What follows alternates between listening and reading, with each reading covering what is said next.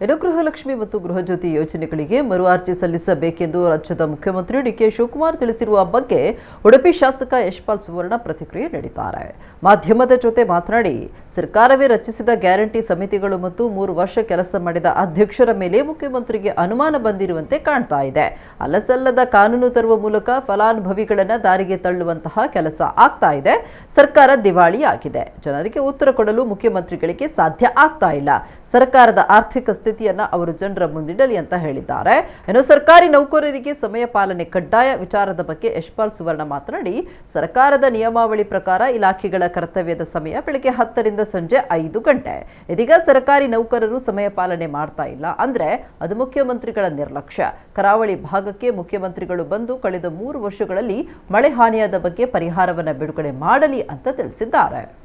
ಇವತ್ತು ಸರ್ಕಾರವೇ ರಚಿಸಿದಂಥ ಗ್ಯಾರಂಟಿ ಸಮಿತಿಗಳು ತಾಲೂಕು ಮಟ್ಟ ಇರ್ಬೋದು, ಜಿಲ್ಲೆಯ ರಾಜ್ಯ ಮಟ್ಟದ ಇವತ್ತು ಇಷ್ಟರ ತನಕ 3 ವರ್ಷದಲ್ಲಿ ಅವಧಿಯಲ್ಲಿ ಕೆಲಸ ಮಾಡಿದ ಎಲ್ಲ ಅಧ್ಯಕ್ಷರ ಮೇಲೆ ಇವತ್ತು ಮುಖ್ಯಮಂತ್ರಿಗಳಿಗೆ ಸಂಶಯ ಹುಟ್ಟುವಂಥ ಒಂದು ಸಂದರ್ಭ ಬಂದಿದೆ. ಯಾಕೆಂದೇಳಿದರೆ ಪ್ರತಿ ತಿಂಗಳು ಪರಿಶೀಲನೆ ಮಾಡಿ ಅದನ್ನು ಸರಿಯಾಗಿ ವಿನಿಯೋಗ ಮಾಡಬೇಕೆಂಬ ರೀತಿಯಲ್ಲಿ ಅವರ ಸಮಿತಿಯನ್ನು ರಚನೆ ಮಾಡಲಾಗಿದೆ.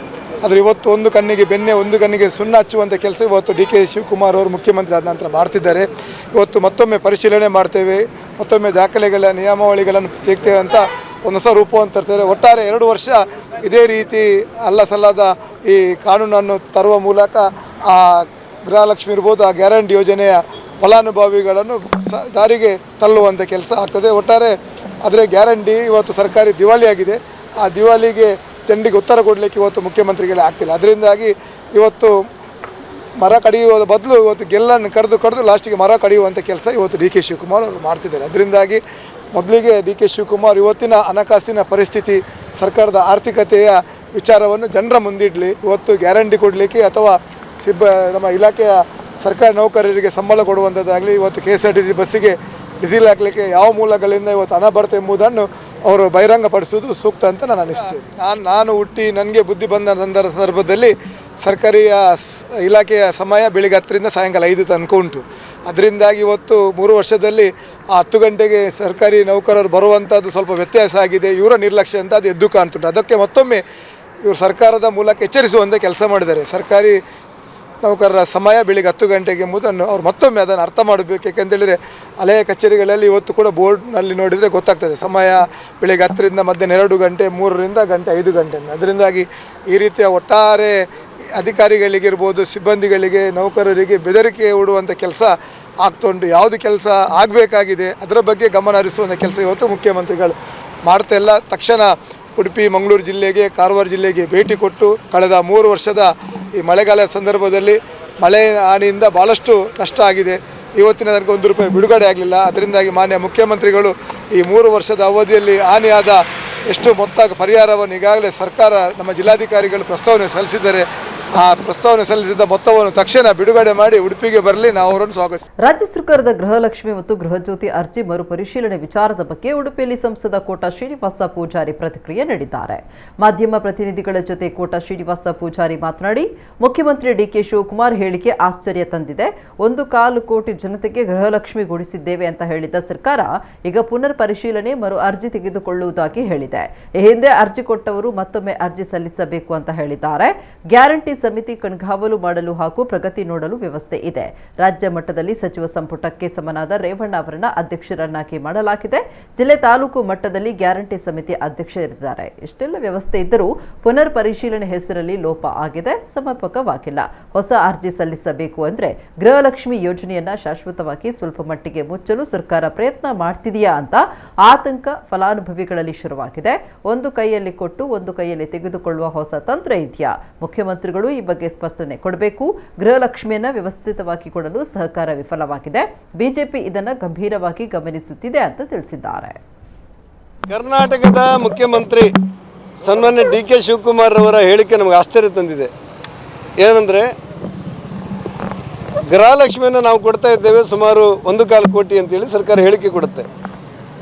ಆದರೆ ಇವತ್ತು ಅದನ್ನು ಪುನರ್ ಪರಿಶೀಲನೆ ಮಾಡ್ತೇವೆ ಅನ್ನೋದು ಮಾತ್ರ ಅಲ್ಲ, ಈ ಪುನಃ ಅರ್ಜಿ ತಗೊಳ್ತೇವೆ ಅಂತೇಳಿ 1.25 ಕೋಟಿ ಜನರಿಗೆ, ಕುಟುಂಬಗಳಿಗೆ ನಾವು ಗೃಹಲಕ್ಷ್ಮಿಯನ್ನು ಕೊಡ್ತಾ ಇದ್ದೆವು. ಈಗ ಅದನ್ನು ಪುನರಪಿ ಮಾಡಲಿಕ್ಕೆ, ಸ್ಕ್ರೂಟಿನಿ ಮಾಡಲಿಕ್ಕೆ, ಪರಿಶೀಲನೆ ಮಾಡಲಿಕ್ಕೆ ಪುನರಪಿ ಅರ್ಜಿ ತಗೊಳ್ತೇವೆ. ಅಂದರೆ ಹಳತು ಕೊಟ್ಟವರದ್ದು ಈಗ ಅವ್ರ ಹೇಳಿಕೆ ಪ್ರಕಾರ ಹೊಸದಾಗಿ ಅರ್ಜಿ ಕೊಡಬೇಕು ಅಂತ ಹೇಳುವಂಥದ್ದು ಇದರ ಅರ್ಥ. ಎಲ್ಲಿಯಾದರೂ ನೋಡಿ, ರಾಜ್ಯ ಮಟ್ಟದಲ್ಲಿ ರೇವಣ್ಣಂತ ಒಬ್ಬ ಸಚಿವ ಸಂಪುಟಕ್ಕೆ ಸಮನಾದಂಥ ವ್ಯಕ್ತಿಯನ್ನು ಗ್ಯಾರಂಟಿ ಸಮಿತಿ ಅಧ್ಯಕ್ಷರು ಮಾಡಿದ್ದಾರೆ. ಜಿಲ್ಲಾ ಮಟ್ಟದಲ್ಲಿ ಅಧ್ಯಕ್ಷರಿದ್ದಾರೆ, ತಾಲೂಕು ಮಟ್ಟದಲ್ಲಿ ಅಧ್ಯಕ್ಷರಿದ್ದಾರೆ.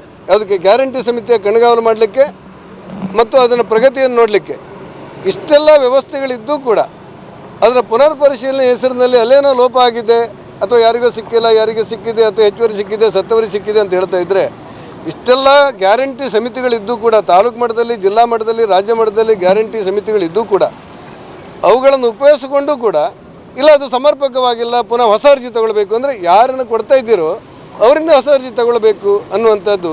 ಎಲ್ಲ ಒಂದು ಕಡೆ ಗೃಹಲಕ್ಷ್ಮಿಯನ್ನು ಶಾಶ್ವತವಾಗಿ ಸ್ವಲ್ಪ ಮಟ್ಟಿಗಾದರೂ ಮುಚ್ಚಲಿಕ್ಕೆ ಸರ್ಕಾರ ಪ್ರಯತ್ನ ಮಾಡ್ತಾ ಇದೆ ಅನ್ನುವಂಥ ಆತಂಕಗಳು ಆ ಫಲಾನುಭವಿಗಳಿದೆ. ಹಾಗಾಗಿ ಮುಖ್ಯಮಂತ್ರಿಗಳು ಇದರ ಬಗ್ಗೆ ಸ್ಪಷ್ಟನೆ ಕೊಡಬೇಕು.